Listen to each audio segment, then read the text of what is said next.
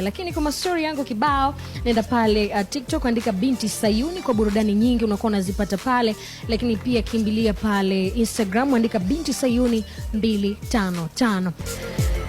Okay, bana mimi kuna swali ambalo nataka nikuulize sasa hivi, wewe ambaye unanisikiliza kupitia masafa ya 91.1 Revive FM, lakini pia na wewe ambaye unanifuatilia kupitia mitandao ya kijamii. Comment yako ni muhimu sana. Mimi natamani uniambie, hivi mwanaume anatakiwa aache shilingi ngapi kwa matumizi ya nyumbani kila siku?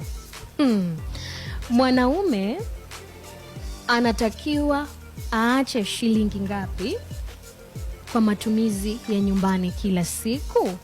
Narudia kwa mara ya mwisho. Chokoza siku ya leo. Niambie, mwanaume anatakiwa aache shilingi ngapi kwa matumizi ya nyumbani kila siku?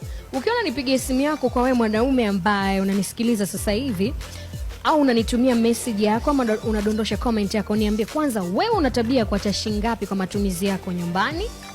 Una desturi ya kuacha shilingi ngapi kwa matumizi ya nyumbani kila siku, ama bora liende?